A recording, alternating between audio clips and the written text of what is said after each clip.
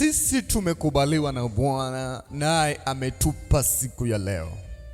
Ni siku ambayo Mungu ameifanya kwa ajili ya wale wampendao. Analo kusudi katika maisha yako. Mungu hajamalizana na wewe, na ndiyo maana amekulinda siku ya jana, usiku wa leo, na sasa anakupa mapambazuko. Hakika tunayo siku ambayo imetoka kwa Bwana, na hii inaweza ikawa ni imani yetu mbele zake. Kwa tunaposimama mbele zake asubuhi ya leo, tusimame kama watu walio na Baba kutoka mbinguni. Inua sauti yako sasa asubuhi ya leo, mwambie Bwana, ninakushukuru kwa ajili ya siku ya leo. Ninakushukuru kwa neema yako iliyofunuliwa pia katika maisha yangu. Ninakushukuru kwa rehema zako zilizofunuliwa kwangu na kwa watoto wangu. Asante kwa ajili ya uaminifu wako. Asante kwa ajili ya upendo wako. Asante kwa ajili ya utukufu wako uliomiminwa katika maisha yangu. Hata sasa ninajivunia kuwa na Baba Mwokozi wa maisha yangu. Mwambie Bwana, umenilinda siku ya jana, umenilinda usiku wa leo, na umenipa asubuhi mpya, na umenipa siku mpya, na umenipa majira mapya kwa ajili ya utukufu wako. Bwana, ninainua mikono yangu kwako kukwambia ni wewe tu uliyenipa siku ya leo. Si kawaida kuiona siku ya leo. Inua sauti yako na uombe. Imani yetu ni kwako, mfalme wa wafalme. Tunakuamini, na ndiyo maana tumesimama asubuhi ya leo mbele zako. Tumekuja kama tulivyo mbele zako mfalme. Tumekuja kama tulivyo, Bwana Mungu wa majeshi, tukitambua tunaye Mungu aliye hai, na ambaye katika yeye kuna uwezesho, kuna nguvu, kuna mamlaka, kuna neema na kuna upendo wa kweli. Tumekuja mbele zako Bwana kwa ajili ya siku ya leo, kusema asante kwa ajili ya majira haya ambayo umeyakusudia kujidhihirisha kwenye maisha yetu na kwa familia zetu.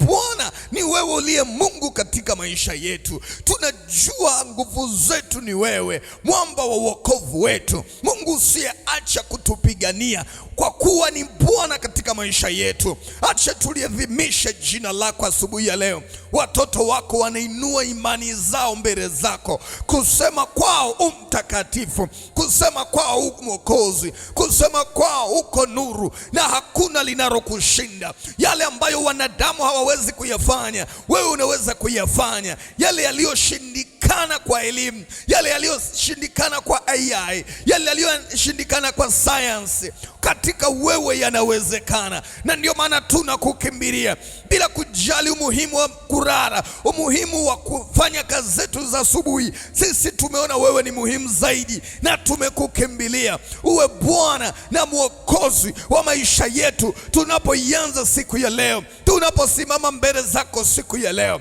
Bwana, ni maombi yetu. Kumbuka rehema tena siku ya leo. Kumbuka rehema juu yetu. Kumbuka rehema juu ya wapendwa wetu. Kumbuka rehema juu ya kazi za mikono yetu. Kumbuka rehema juu ya hatima zetu. Mungu, tuhurumie sawa sawa na wingi wa fadhili zako. Rehema zako ziongee, rehema zako ziongee. Tuhurumie katika njia zetu siku ya leo. Tuhurumie katika kila tunachokitendea siku ya leo. Adui asiwe na nguvu ya kuangamiza maisha yetu. Na haya ni maombi yetu.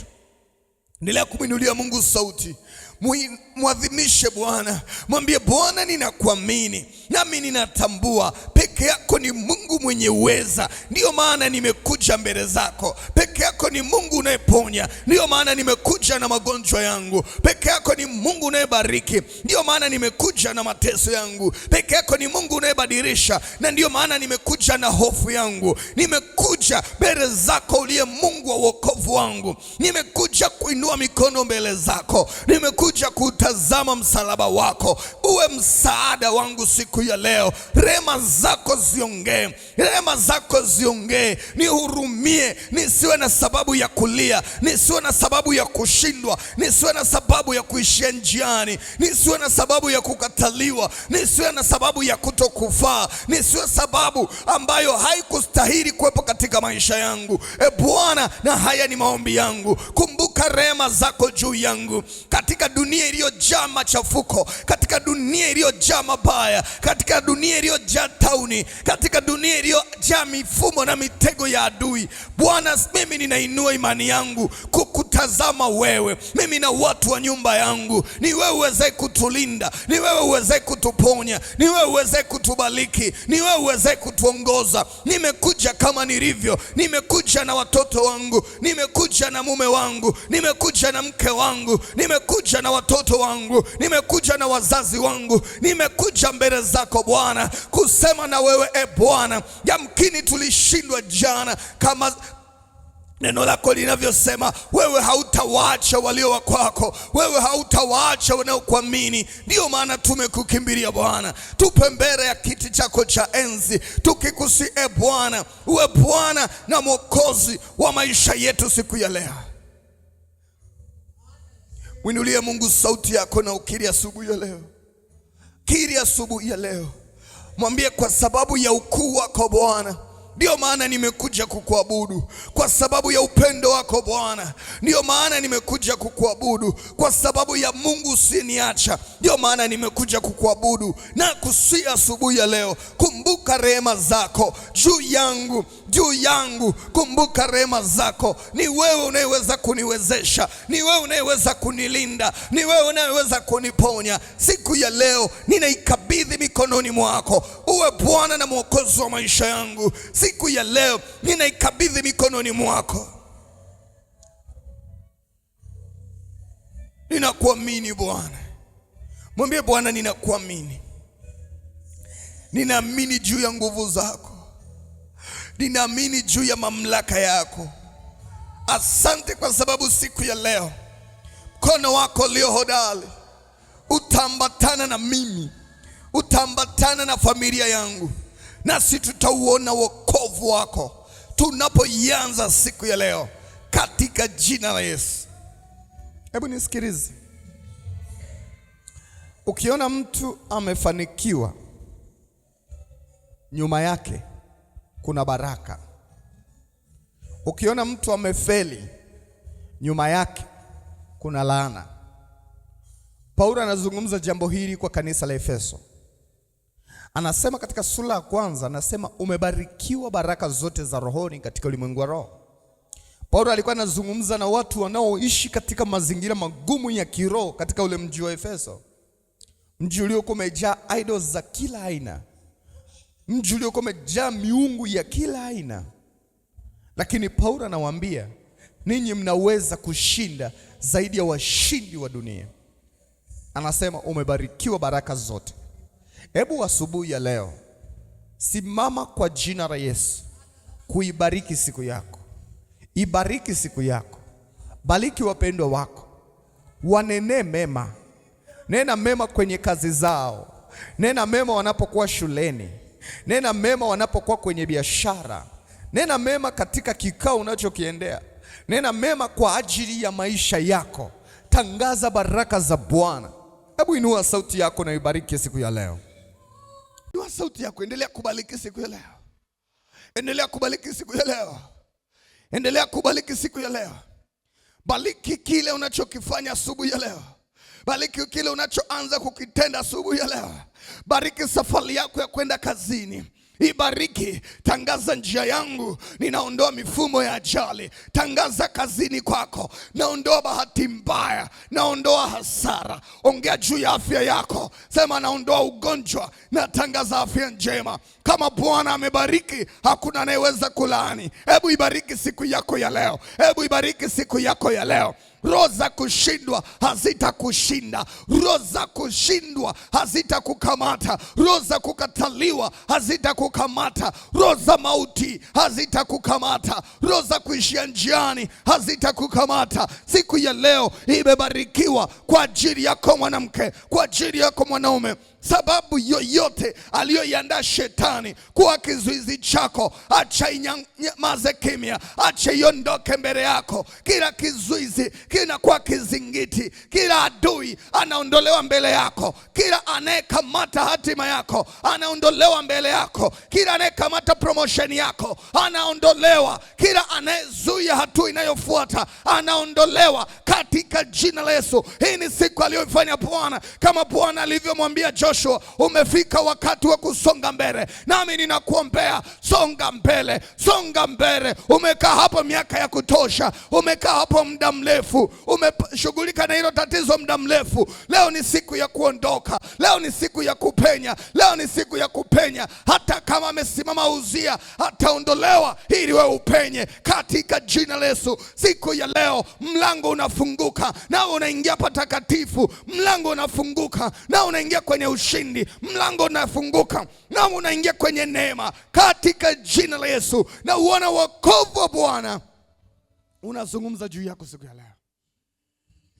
Furahia wokovu wa Bwana siku ya leo, maana siku yako imebarikiwa katika jina la Yesu wa Nazareti aliye hai. Hebu nisikilize. Asubuhi ya leo nataka uombee kuondoa laana ya uovu inayonena kinyume na ndoa yako. Mwandishi wa Wagalatia sura ya 3 mstari wa 13 anaonyesha nafasi ya Kristo kutukomboa katika laana ya Torati. Torati ni sheria zilizowekwa za kwenda nazo. Sikiliza.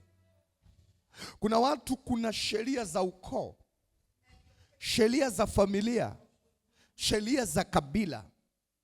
Unapozivunja, adui anaanza kushughulika na ndoa yako. Kuna mambo usipoyafanya, adui anaanza kushughulika na ndoa yako. Kuna laana za mizimu zinaanza kuzungumzwa juu ya maisha yako. Sikiliza. Yanaweza kawepo maneno mabaya yanayotamkwa na yakasababisha ndoa yako iharibike. Kuna watu ambao wanakuchukia, wanaweza kuilaani ndoa yako ili vunjike. Wanaweza kulaani ndoa yako iwe na migogoro. Sikiliza. Na adui huwa hapendi kuiona furaha kwenye ndoa yako. Atainua mambo ambayo yatasababisha ukose amani. Na shetani akiweza kuigusa ndoa yako hata kidogo tu, ameyavuruga maisha yako. Shetani akiweza kuivuruga ndoa yako, amevuruga maisha yako kabisa. Amevuruga watoto wako kabisa. Na huku ndiko mahali ambapo shetani anaelekeza silaha kubwa kwenye maisha yako. Wakati shetani anataka kuharibu maisha ya Adamu, alikuja kwenye ndoa. Anamwambia Adamu, kama sio huyu mwanamke kufanya hivi, wewe usingeachwa na Mungu. Shetani anajaribu kumwambia, sababu ya mateso yako ni mke wako, sababu ya kufirisika ni mke wako, sababu ya ugonjwa huu ni mke wako. Kuna familia, mume akiugua, familia yote wanamuinukia mwanamke, huyu ndo anamloga. Kuna familia ambazo unapitia vita, kumbe ni wazazi, kumbe ni ndugu, wameanza kuwa kinyume na wewe. Na nataka uelewe, wengine wanaenda hadi kwa waganga wa kienyeji kukudhibiti wewe, mke wa mtoto wao. Maana wanajaribu kuona wewe ni chanzo cha kuferi kwa mtoto wao au cha kuugua kwake. Na usipokuwa makini, unapotea. Asubuhi ya leo nataka usimame katika neno la Bwana. Tunaposema Kristo alitukomboa katika laana ya Torati, kwa kuwa alifanywa laana kwa ajili yetu, maana yake ni kuwa tunapotangaza kwa mamlaka ya jina la Yesu kusambaratisha laana, zinasambaratika kweli. Yaani ile nguvu ya laana inaondolewa kwa msalaba wa Yesu Kristo. Watu wanafikiri wanapookoka laana haziwezi kuwagusa. Hapana, laana inakugusa, lakini inaweza kuondolewa kwa jina la Yesu wa Nazareti aliye hai, kwa sababu tayari yeye alishalipa. Sikiliza, wana wa Israeli walipotenda dhambi, walitenda dhambi, laana ikawa juu yao, na ile laana ikasababisha nyoka wa moto kuang'ata. Biblia inasema wakafa wengi kati yao. Na wazee walipomwendea Musa, Musa alipoenda mbele za Bwana, Bwana akamwambia, tengeneza nyoka wa shaba, mweke juu ya mti, na kila atakayemtazama atapona. Sasa Biblia inatuambia hata Kristo amefunuliwa namna hii, ameangikwa juu ya msalaba ili kila anayemtazama laana iliyo ndani yake iende msalabani. Unapomtazama Mungu asubuhi ya leo kwa ajili ya nguvu za giza zilizo juu yako, unatangaza uhuru wa kweli. Na nataka nikwambie, hakuna laana isiyoweza kuondolewa kwa damu ya Yesu, kwa jina la Yesu, kwa kazi ya msalaba. Kwa unapoomba kuwa na uhakika, kuna ufunguo wa kweli asubuhi ya leo. Kwa unapotangaza kwa damu ya Yesu, kwa jina la Yesu, ninaondoa kila laana inayoongea kinyume na ndoa yangu, kinyume na uzao wangu, kinyume na ndoa yangu. Ile nguvu ya Mungu haiwezi kuzuilika kukuacha kwenye hiyo laana. Wengine wanafikiri kuna vitu tunatakiwa tuvifanye zaidi ili kuondoka kwenye laana, lakini siri kubwa ni kutangaza nguvu ya Kristo Yesu kuingilia kati, ni kutazama msalaba. Hebu inua sauti mbele za Bwana, sema, nasimama kwa jina la Yesu kuzungumza juu ya kila laana ya kiroho, kila laana ya kichawi, kila laana ya kizazi, kila laana ya kiganga iliyoachiliwa juu yangu ili ndoa yangu isambaratike, ili ndoa yangu iharibike. Hiyo laana naiweka kwa msalaba wa Yesu, katika jina la Yesu wa Nazareti aliye hai. Na sauti sema, kila maneno mabaya yaliyotamkwa dhidi ya ndoa yangu asubuhi ya leo ninayafuta kwa jina la Yesu aliyenikomboa kutoka katika laana zote. Asubuhi ya leo ninaondoa kila mfumo wa kishirikina uliofanyika kuiharibu ndoa yangu kwa jina la Yesu wa Nazareti aliye hai. Kila mbegu ya migogoro iliyopandwa kwenye nyumba yangu ninaing'oa asubuhi ya leo katika jina la Yesu Kristo mwana Mungu aliye hai. Kila mbegu ya kutoelewana, kila mbegu ya kutoaminiana, kila mbegu ya chuki, kila mbegu ya kutokusameheana, kila mbegu ya kuchukiwa, kila mbegu ya kukataliwa, kila mbegu mbaya kutoka kwa mashahidi wa uovu, ninaing'oa asubuhi ya leo katika jina la Yesu wa Nazareti aliye hai.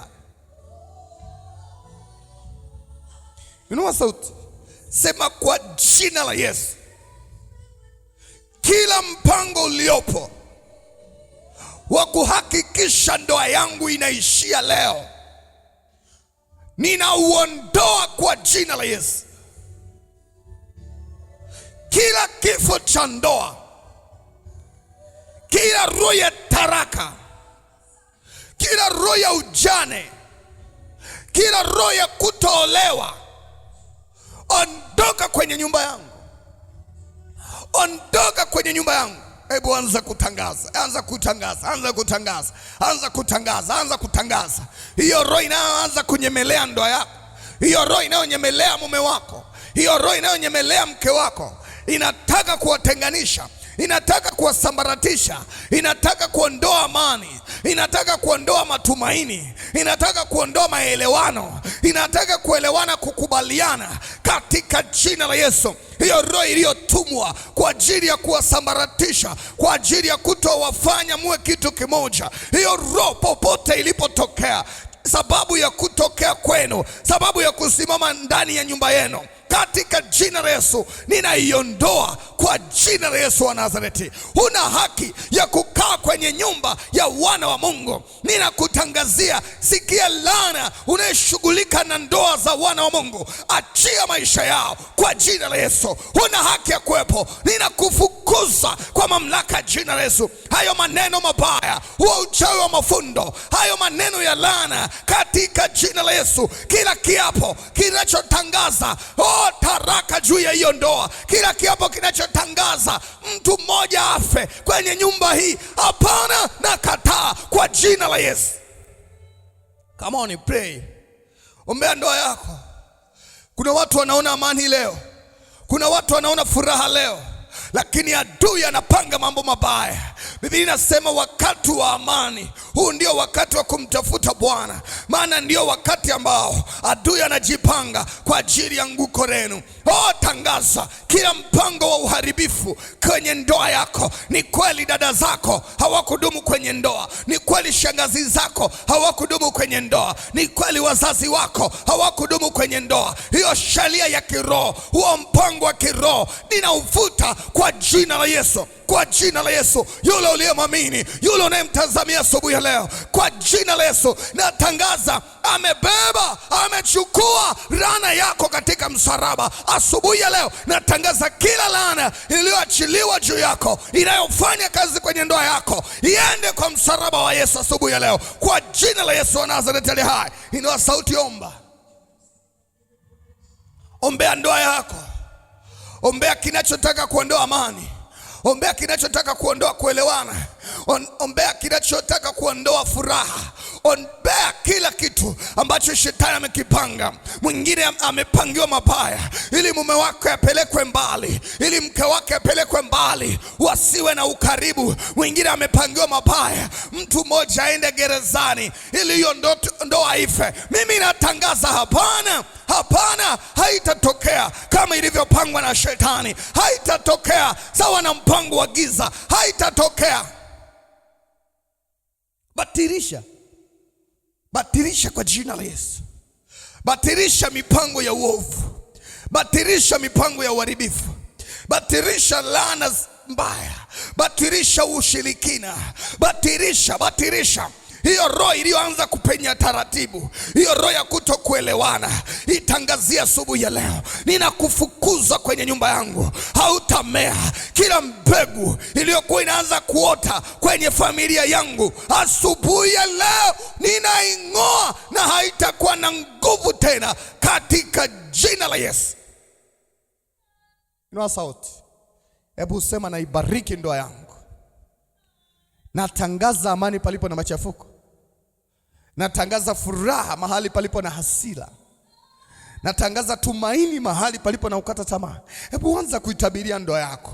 Anza kutabiri mema juu ya ndoa yako kwa jina la Yesu. Sema, kwa jina la Yesu, ndoa yangu imejawa na furaha, maana Bwana Mungu wa majeshi hutupa sababu ya kufurahi. Kwa jina la Yesu, ndoa yangu imejaa na amani, maana kila tulichokiamini kutoka kwa Bwana tunakipokea siku ya leo kwa jina la Yesu. ndoa yangu imejawa na nguvu, maana hila za adui hazitatuweza. Sisi ni watu wa miliki ya Mungu katika jina la Yesu. Hebu bariki ndoa yako, bariki ndoa yako, bariki ndoa yako, bariki watoto wa familia yako, bariki uzao wako, bariki maono mlionayo wewe na mwenzi wako, bariki hatua inayofuata katika jina la Yesu. Haijalishi mtachonganishwa, haijalishi atakuja wakara wa kuzimu kujileta kama mke kwenye hiyo ndoa, kujileta kama mume kwenye hiyo ndoa. Katika jina la Yesu, hila hizo hazitafanikiwa, hila hizo hazitaomea katika jina la Yesu. Bwana Mungu wa majeshi asema hivi: sikia wewe mwanangu, nitakupigania, nitakuokoa na nitakutoa kwenye dhiki yako. Haijalishi ulikuwa unapitia matatizo, hicho kinachokuletea shida, hebu tangaza, ninabariki ndoa yangu, haitapita kwenye migogoro, haitapita kwenye vita, haitapita kwenye kutokukubaliana katika jina la Yesu, katika jina la Yesu. Amani itokee kwenye ndoa yangu kuanzia sasa, upendo wa kimungu utokee kuanzia sasa, ushindi wa kimungu utokee kutoka sasa, maelewano ya kimungu yatokee kuanzia sasa. Ndoa yangu ninaitoa mikononi mwa shetani, hata katika ufalme wa Mungu ambako ndiko Bwana alinibarikia. Kila siri ila uharibifu hautamea tena kwenye nyumba yangu katika jina la Yesu. Amen. Hebu nisikilize. Nataka ushughulike na laana ya mauti. Laana ya mauti. Nabii Isaya katika sura ya 28 mstari wa 18. Isaya sura ya 28 mstari wa 18. Anasema hivi: na agano lenu la mauti litabatilishwa. Sikiliza. Na agano lenu la mauti litabatilishwa, na mapatano yenu na kuzimu hayatasimama. Pigo lifurikalo litakapopita, ndipo mtakapokanyagwa naro. Tarudia. Na agano lenu la mauti litabatilishwa, na mapatano yenu ya kuzimu hayatasimama. Na pigo lifurikalo litakapopita, ndipo mtakapokanyagwa naro.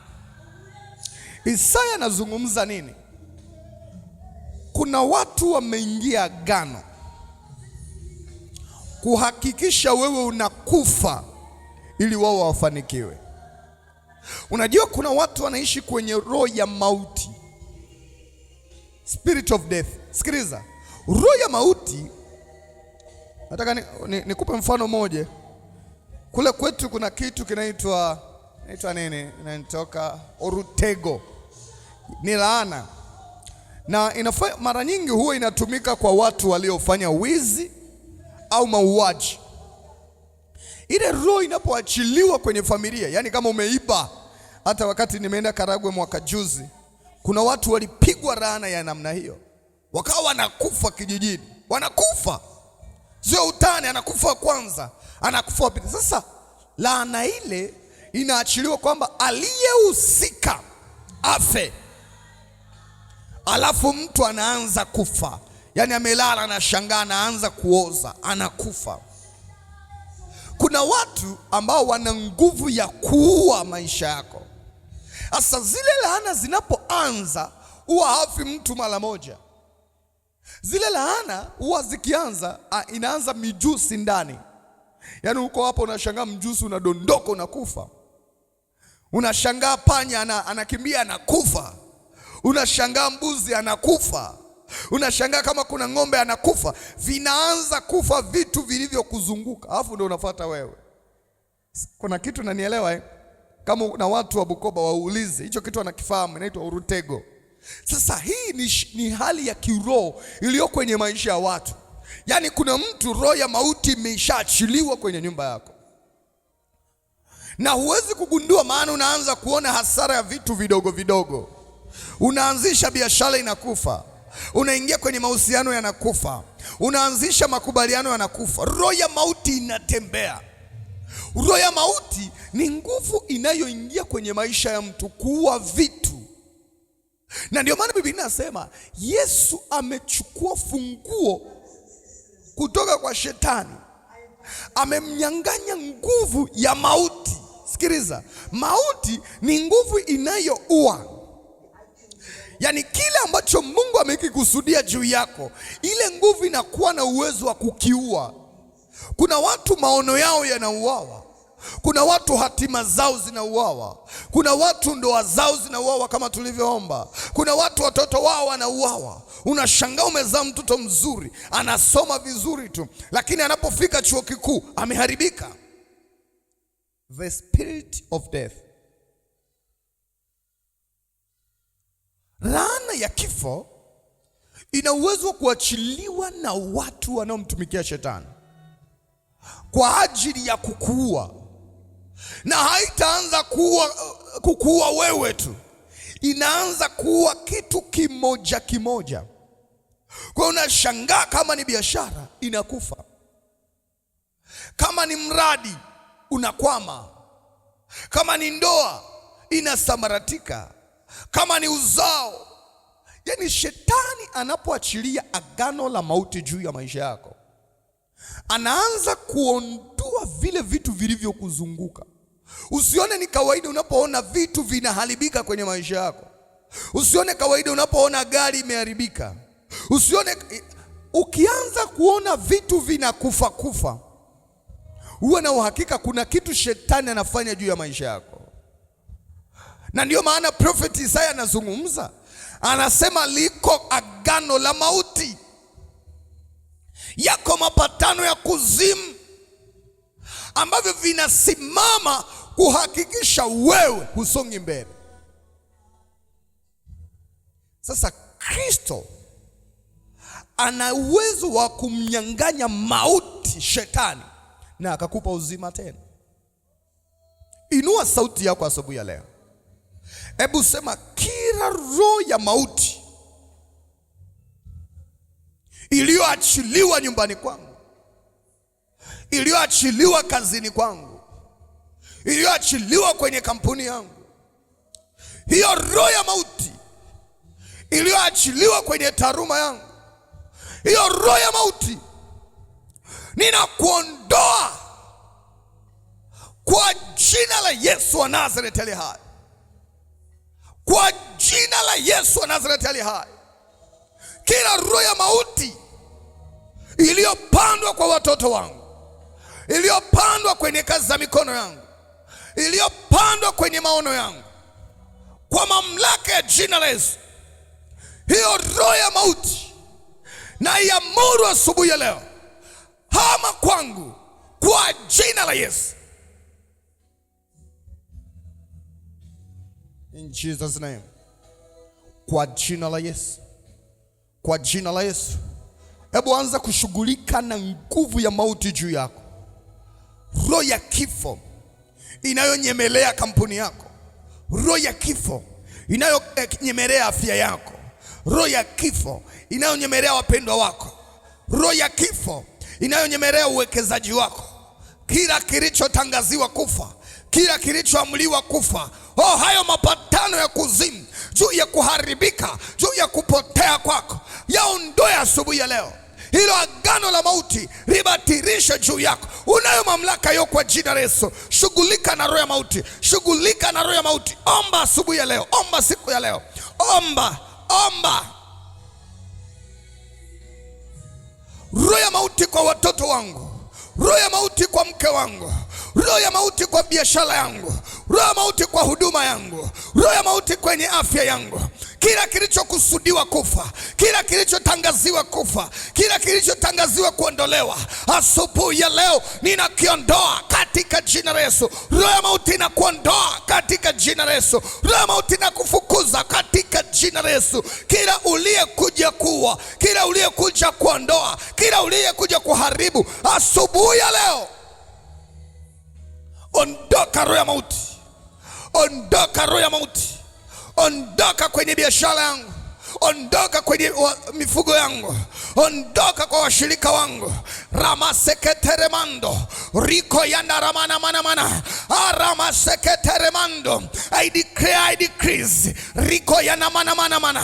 Kila roho ya mauti iliyokaa kwenye kizazi, kila roho ya mauti iliyokaa kwenye maono, kila roho ya mauti iliyokaa kwenye ndoa, kila roho ya mauti iliyokaa shambani, kila roho ya mauti iliyokaa kwenye afya za watoto wangu, ninakiri na kutangaza, iko nguvu ya jina la Yesu. Yeye aliyemnyang'anya funguo za mauti, katika jina la Yesu, nami nakuja kwako Shetani, kwa mamlaka hii ya jina la Yesu, kukunyang'anya maisha yangu, kukunyang'anya destiny yangu, kila ulichokikamata na umekusudia kukiua, katika jina la Yesu. Asubuhi ya leo ninakunyang'anya maisha yangu, kila kilichopelekwa kwenye madhabahu ya Shetani kuniwakilisha, kuwakilisha kushindwa, kuwakilisha kuharibikiwa, katika jina la Yesu, katika jina la Yesu, katika jina la Yesu. Roho ya mauti ondoka, roho ya mauti ondoka. Hebu inua sauti na uombe. Kila aliyepangiwa kufa, kila aliyepangiwa kufa mwaka huu, kila aliyepangiwa kupotea mwaka huu, ninabatilisha kalenda yako ya mauti, ninabatilisha wakati wako wa kifo, ninabatilisha nafasi ya mauti kwenye maisha yako, katika jina la Yesu, katika jina la Yesu, katika jina la Yesu. Roho ya mauti ondoka ndani ya mioyo ya watu. Roho ya mauti ondoka kwenye viungo vya watu. Roho ya mauti ondoka kwenye maisha yao. Kila kilichokusudiwa kufa, mimi ninakataa, mimi ninapinga. Huwezi kufa, huwezi kuharibika, katika jina la Yesu. Huu sio mwisho wako, mwaka huu sio mwisho wako, katika jina la Yesu. Natangaza uzima mahali palipotangazwa mauti, natangaza uhai mahali palipoharibiwa, katika jina la Yesu, katika jina la Yesu. Roho ya mauti ondoka cha mioyo ya watu. Roho ya mauti ondoka katika maono ya watu. Roho ya mauti ondoka kwenye miradi ya watu, katika jina la Yesu. Ninakuagiza asubuhi ya leo, roho ya mauti ondoka, roho ya mauti ondoka, katika jina la Yesu. Kuna nguvu inatembea hapo ulipo, kuna nguvu inatembea hapo ulipo. Tangaza, tangaza, tangaza, tangaza kwenye nyumba yako, hautakuwepo wakufa. Kwenye nyumba yako hatakuwepo wakuzikwa. Kwenye nyumba yako haitakuwepo biashara itakayokufa, haitakuwepo kazi itakayokufa. Waliopangiwa kufukuzwa kazi mwaka huu, waliopangiwa kuhamishwa kupelekwa mbali na pabaya mwaka huu, hiyo ratiba na ikataa, kama Isaya anavyosema, hapana mpango wa kuzimu utakaotimia, hakuna mipango ya kuzimu itakayotimia. Nami natangaza katika jina la Yesu, mpango wa Shetani na usitimie maishani mwako. Omba, omba na utangaze, omba na utangaze. Kataa mauti, kataa mauti, kataa mauti kwa watoto wako, mauti kupitia ajali, mauti kupitia magonjwa ya ajabu, mauti kupitia tauni, mauti yoyote iliyokusudiwa kutokea kwako. Sema na kufukuza, ninakuondoa kwenye nyumba yangu, ninakuondoa, nakuondoa, nakuondoa. Tangaza, tangaza, tangaza, tangaza. Inua sauti, tangaza, tangaza. Kila kilichokusudiwa kufa hakitakufa, kila aliyekusudiwa kufa hatakufa, katika jina la Yesu. Pokea roho wa uzima, wewe unayekaribia kufa. Pokea roho wa uzima kwenye viungo vinavyoenda kufa, katika jina la Yesu. Pokea roho wa uzima, pokea roho wa uzima, pokea roho wa uzima, pokea roho uzima, pokea roho uzima, pokea roho uzima. Nguvu ya uzima inaachiliwa juu yako asubuhi ya leo, inaachiliwa juu yako asubuhi ya leo. Wewe umekombolewa, wewe umesaidiwa na Bwana, nawe hautakufa bali utaishi. Biashara yako haitakufa bali itaishi. Taaluma yako haitakufa bali itaishi. Heshima yako haitakufa bali itaishi. Uzao wako hautakufa bali utaishi, katika jina la Yesu. Kila kilichokuwa kinaenda kufa kinaanza kuishi tena. Bwana anafanya jambo jipya, katika jina la Yesu wa Nazareti. Hebu sema amen. Asubuhi ya leo nataka nizungumze na wewe kile nilichoanza kuzungumza na wewe siku ya jana, juu ya kanuni ya kufanikiwa katika Mungu. Kanuni ya kufanikiwa katika Mungu. Jana tumezungumza kutoka katika kitabu cha Yohana sura ya 4 mstari wa 10 hadi mstari wa 14. Habari yake inaanzia mstari. Asubuhi ya leo nataka niendelee kuzungumza na wewe nilipoishia jana, juu ya kanuni ya kufanikiwa katika Mungu. Mungu ni Baba anayetufanikisha katika mambo yote katika maisha yetu. Kufanikiwa sio dhambi. Kuna watu wanafikiri mtu aliyefanikiwa ni mtenda dhambi. Hapana. Mtu aliyefanikiwa ni mtu mtiifu kwa Mungu anayemwamini. Imani yako katika Mungu inaweza ikaleta matokeo makubwa sana katika maisha yako. Maana Mungu hajakuokoa ili wewe uteseke au uishi maisha magumu. Hajakuumba ili uwe mtumwa wa mtu mwingine, ila amekufanya katika Kristo Yesu uwe ni mtu bora na unayefaa. Na ndio maana maisha ya Yesu ya miaka 33 yalikuwa ni maripo ya taabu zote za mwanadamu.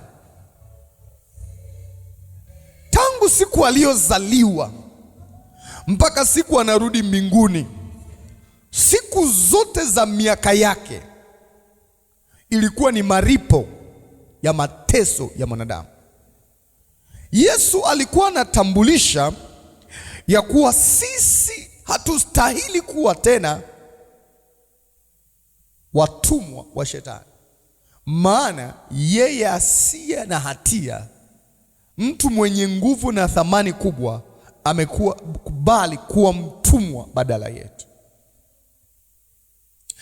Kuanzia alipozaliwa katika mazingira magumu, kuishi katika mazingira magumu, kufanya huduma kwenye mazingira magumu, kuteswa, kuuawa na kufufuka, ilikuwa ni kwa ajili yetu.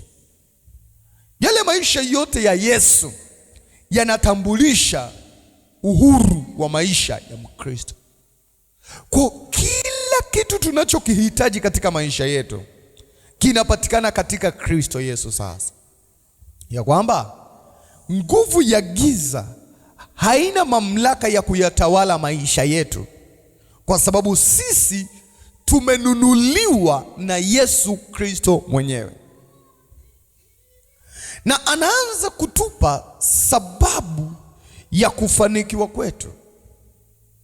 Ndipo jana nilipoanza kuzungumza mambo yanayokusaidia kufanikiwa katika Mungu, na nikazungumza habari ya mwanamke mmoja ambaye alikuwa ni Msamaria. Nilizungumza juu ya ubaguzi mkubwa uliokuwepo kati ya Wayahudi na Wasamaria. Na katika hii sura ya 4, nimesema kwanza mstari wa 10 hadi wa 14, unaanza kuona uhitaji wa Yesu kwa mwanamke unazuiliwa. Yaani Yesu ana shida ya maji ya kunywa. Huyu mama anamkatalia kabisa kumpa maji. Anamwambia, sikupi maji kwa sababu wewe ni Myahudi. Kama ni kufa, kufa tu, lakini mimi siwezi kumsaidia Myahudi. Yesu anazungumza naye, anamwambia, ni kweli umeninyima maji, lakini mimi nilikuwa na kitu bora cha kukupa wewe ili ufanikiwe. Sasa mambo ambayo yanasababisha ufanikiwe, jambo la kwanza, msingi wa mafanikio ya mtu aliyemwamini Mungu ni kutafuta kwanza ufalme wa Mungu. Katika kitabu cha Mathayo sura ya 6 mstari wa 33 anasema, utafuteni kwanza ufalme wake na haki yake, na haya yote mtazidishiwa. Huwezi kupokea chochote kutoka kwa Mungu mpaka hii sheria unayo, kutafuta kwanza ufalme wa Mungu. yaani kutafuta kuwa mwana wa Mungu. Narudia. Kutafuta kwanza ufalme wa Mungu ni kutafuta kwanza kuwa mwana wa Mungu. Si unataka ufanikiwe katika Mungu. Unajua kuna watu wanakuja anataka umuombe afanikiwe tu, lakini habari za kuokoka. Sasa Yesu anazungumza, anasema unaweza kuombewa kutiwa moyo, lakini ili ufanikiwe, jambo la kwanza ni kutafuta kwanza ufalme wa Mungu. Tafuta kuwa mwana wa ufalme. Na Biblia inatufundisha ili uwe mwana wa ufalme kuna hatua mbili za kupitia. Hatua ya kwanza, toba, kugeuka. Yaani mimi nilikuwa ni mwizi, ninaacha wizi. Mimi nilikuwa mzinzi, ninaacha uzinzi. Sio nasema baba nimeacha alafu siku mbili narudia tena, baba nimejisahau tena. Hapana. Yaani hatua ya kwanza ni kuacha uovu. Namba mbili ni kukombolewa na Yesu. Ukombozi wa Yesu unatambulisha msamaha wa dhambi, ya kwamba ile hatia uliyokuwa nayo inaondoka kwako, inaenda kwa Yesu mwenyewe, alafu wewe unabaki salama. Hiyo ndiyo kutafuta kwanza ufalme wa Mungu, yaani kuwa mwana wa ufalme. Na watu wao wanajichanganya, wanafikiri ni jambo ambalo ni dakika moja tu. Repent na ukombozi ni vitu ambavyo haviendi siku moja, kwa sababu unaweza ukakiri kuacha dhambi alafu kesho ukairudia. Ndio maana kuna watu wako kanisani lakini bado matokeo ya kimungu hayapo ndani yao, kwa sababu kuna dhambi haijaondoka kwao. Kwa unapokuwa umeacha dhambi, ndipo Yesu anapokuja kukusamehe dhambi. Na ndio maana sisi wahubiri hatukufanyi uokoke. Sisi tunakufanya uone ugumu na mateso ya dhambi ulionayo, uamue kuiacha. Ukiacha dhambi tu, kazi ya kusamehewa ipo katika Kristo Yesu. Jambo la pili anasema na haki yake. Yaani katika ufalme wa Mungu wajibu wako ni nini? Ndiyo, umeshakuwa Mtanzania. Kwa mfano, ukiwa Mtanzania, wajibu wa Mtanzania ni nini? Kwa mfano, moja ya kitu ambacho Mtanzania lazima uzingatie ni kulipa kodi. Kulipa kodi. Kwa hiyo wewe si Mtanzania, unafanya biashara Tanzania. Yaani umekubali, unasema mimi naenda Tanzania. Nafungua duka pale Mbagara, nafungua duka pale Kariakoo, nafungua duka hapo Arusha Kijenge. Serikali inakwambia kwa kuwa tu uko Tanzania unafanya biashara, hatutaki kujua kwenye nchi yenu mambo ya kodi, lazima ulipe kodi. Sasa anaposema na haki yake, ni wajibu ulionao katika Mungu. Hii ni sheria ya kwanza ya kuizingatia kama unatafuta mafanikio kutoka kwa Mungu. Bwana Yesu asifiwe. Bwana Yesu asifiwe. Jambo la pili ambalo linasababisha uwezekano wa wewe kufanikiwa katika Mungu ni kumtegemea Mungu na sio akili zako. Mungu anaona zaidi yako, anaona mbele, lakini akili zako zinaishia leo. Mafanikio ya kweli yanatokana na pale unapoanza kuwa na mtazamo wa kimungu ndani yako. Mwandishi wa Mithali sura ya 3 mstari wa 5 hadi wa 6 anazungumza, anasema mtumaini Bwana kwa moyo wako wote, wala usizitegemee akili zako mwenyewe. Hakuna mafanikio yatakayokuja kwa juhudi zako ikiwa wewe unamwamini Mungu. Lazima uanze kufuata kanuni za mafanikio ya kimungu. Mfano, Mungu amekwambia ili uweze kukaa na fedha, na hiyo fedha isiharibike. Sio upate nyingine. Yaani ili upate fedha na isiharibike, ni lazima utoe zaka mahali alipopachagua. Yaani Mungu mahali alipokuelekeza ndo unatoa zaka, ndiyo anayoitambua. Yaani hutotoa zaka kila mahali ukafikiri ndo umetoa zaka. Hapana. Na ndio maana hata waabudu shetani wanatoa zaka kwenye miungu yao. Haimaanishi ukiwa hujaokoka ukatoa zaka kwa mganga au kwa mtu asiye na Mungu ukafikiri ile zaka inaongea juu ya maisha yako kwa Mungu. Kwa maanisha atoa tu zaka, hapana.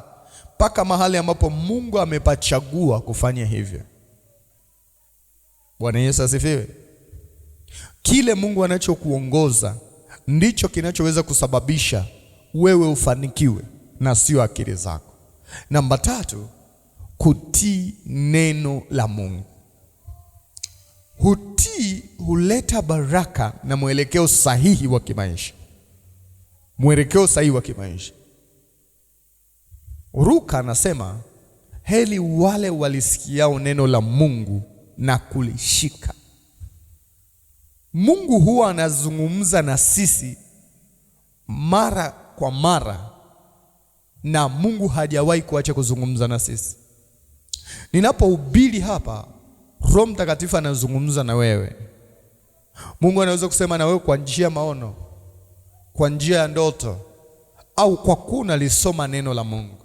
Sasa Mungu anakukataza nini?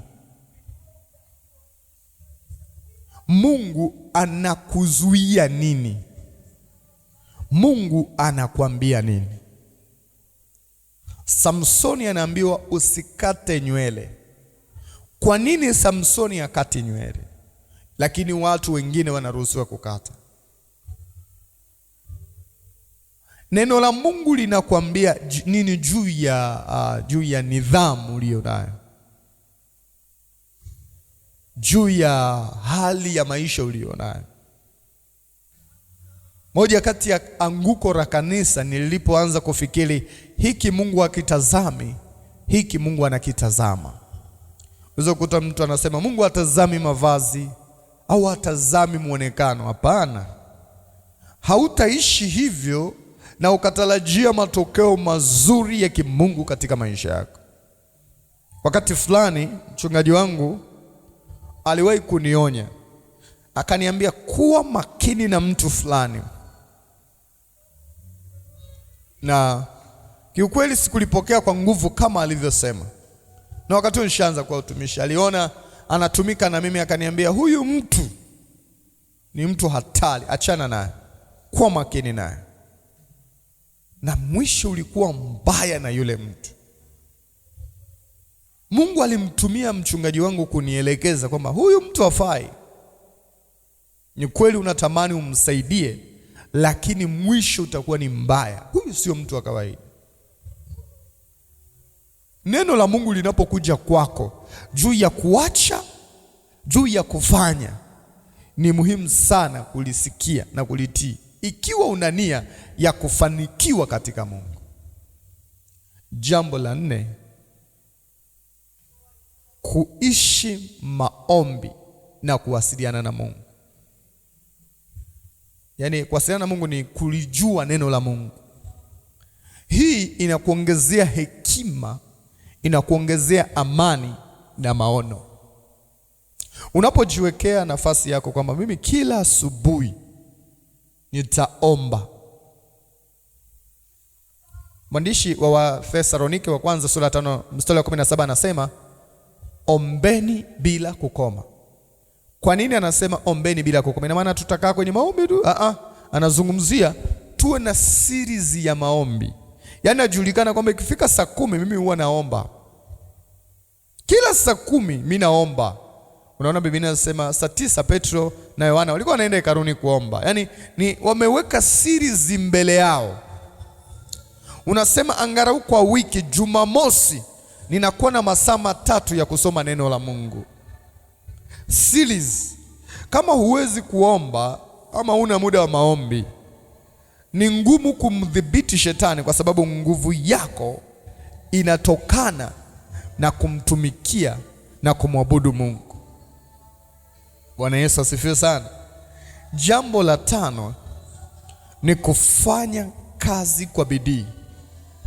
Mungu anabariki kazi ya mikono yetu, anaachilia neema na mafanikio kwenye kazi tuliyo nayo.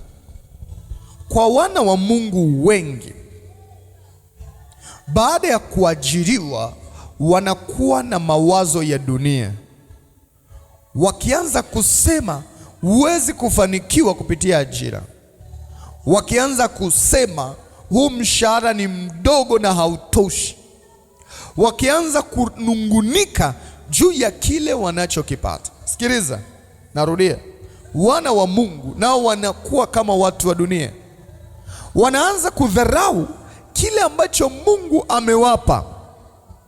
Ukiona una mshahara wa 500,000, kwenye eneo hilo hilo kuna mtu mwingine ana mshahara wa 100,000 na anaishi. Unapoanza kunungunika kwamba mshahara ni mdogo au toshi na familia, unamwambia Mungu, kile Mungu unachonipa hakifai.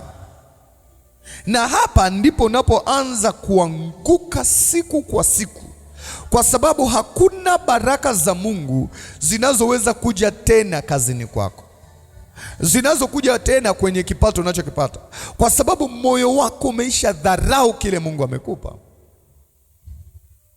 umeisha puuza kile Mungu amekupa. Yesu analalamika, anasema, mbona niliachilia uponyaji kwa watu 10, 9 wameenda wapi? Mbona amerudi tena Msamaria? Nimekufundisha jana juu ya mtazamo wa Wasamaria kwa Wayahudi, kwamba walikuwa wanawaona ni watu katili, wasiofaa, wasiostahili. Ukitaka kushinda kwenye biashara yako, iheshimu biashara uliyo nayo. Ukitaka kushinda kwenye maono yako, amini na heshimu maono uliyo nayo. Ukitaka kushinda kwenye huduma yako, heshimu, thamini kile ulicho nacho sasa. Ukitaka kustawi kazini kwako, heshimu, thamini kazi yako. Acha kudharau kazi yako, acha kudharau nafasi yako. Mungu hatakaa kupandishe mpaka siku ukianza kuona kile Mungu alichokupa ni sahihi. Yaani ni kama wewe unavyoweza kumpa mke wako au mume wako una 20,000 unampa, unamwambia hii ni ya chakula, afu anakuambia hii hela gani? Anarusha hivi, anasema hela gani? Ndivyo tunavyofanya kwa Mungu, tunavyokuwa tunadharau eneo ambalo Mungu ametuweka kwenye maisha. Mungu anaongea na Isaka, anamwambia panda mbegu katika nchi ya ukame. Yaani hilo eneo ambalo unaliona ni dhaifu ndilo ambalo Mungu anakutumia kukuinua. Ngoja nikwambie, nchi ya Tanzania ni kati ya nchi ndogo tu, sio nchi kubwa, lakini ina mito, ina bahari, ina maziwa, ina madini, ina rasilimali nyingi na ina mvua ya kutosha. Ukienda Dubai ni jangwani, kule jangwani. Ukiingia Dubai sasa hivi na Tanzania, Dubai ni zaidi ya mara 10 zaidi sana ya Tanzania. Kuwa na vitu vikubwa au vingi sio mafanikio, hapana. Yaani huwezi kufanikiwa kwa vile vitu ulivyo, idadi ya vingi ulivyo navyo, ni maono ulionayo kupitia kile unachokipata. Sio tu budget, hapana. Usifikiri nitaweka budget nzuri, no. Maono ulionayo juu ya hicho unachokipata. Hivi uliwahi kuwaza, mimi ni mchungaji, kila sadaka nazopokea nikianza, najenga nyumba yangu, nasomesha watoto shule nzuri, navaa suti kali, nini mwisho? Siku unakuja kunitembelea Arusha, unakuta sina hata mahali pa kuabudia. Kile unachokipata kinatosha kabisa kukupeleka mbele sawasawa na mahali ambapo Mungu amekuweka. Kwa hiyo kama unataka kufanikiwa, jitahidi kufanya kazi kwa bidii. Fanya kazi kwa bidii. Nikisema bidii ni kuto kupuuza kile unachokifanya leo. Jambo la 6, uaminifu. Uaminifu huo unapimwa kuanzia kwa Mungu hadi kwa wanadamu. Kwa mfano, Mungu amekuagiza kila unachokipata utoe zaka. Je, unaweza? Au imekuwa ngumu kwenye maisha yako? Kama huwezi kuwa mwaminifu kwa Mungu, huwezi kuwa mwaminifu kwa wanadamu.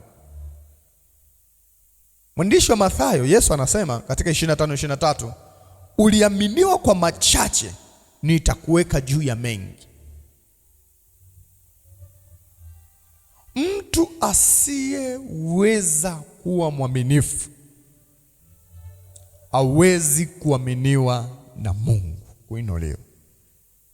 Kuwa mwaminifu unapokuwa kazini, unapokuwa kwenye biashara, kuwa mwaminifu. Uaminifu unasogea hadi namna unavyozungumza na watu, namna unavyowasaidia watu. Kwa mfano, wewe ni mwalimu, kweli unawafundisha hao watoto mpaka waelewe? Au unafundisha siku iishe urudi nyumbani? Kweli wewe uko hapo benki, unafanya kile ambacho benki imekuamini kukuweka hapo? Wewe ni mfanyakazi taasisi fulani, unasimama kwenye nafasi ambayo umepewa. Huo ndio uaminifu. Jambo la 7, ili uweze kufanikiwa kimungu, lazima ujifunze kutumia vipawa ulivyopewa. Vipawa ni neema ya Mungu inayoachiliwa juu yako kufanya mambo ambayo watu wengine hawawezi kuyafanya. Yaani ni kile Mungu alichokupa. Kipawa ni kama kipaji. Ukiweza kutumia kile ambacho Mungu alichokupa, una uwezo wa kupata mafanikio kuliko kuanza kukimbia kufanya kama watu wengine. Petro wa kwanza sura ya 4 mstari wa 10 anasema kila mmoja amepewa kwa kadri ya kipawa chake. Yaani ndani yako kuna mafanikio. Ndani yako kuna mafanikio.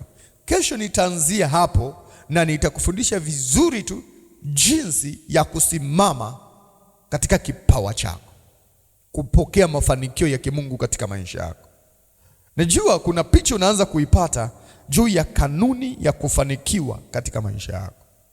Na mimi ninamwamini Mungu utafanikiwa katika jina la Yesu. Unapoianza siku ya leo, ninakuombea pokea maendeleo ya kimungu kila utakachokifanya kwenye maisha yako siku ya leo, katika jina la Yesu Kristo mwana Mungu aliye hai.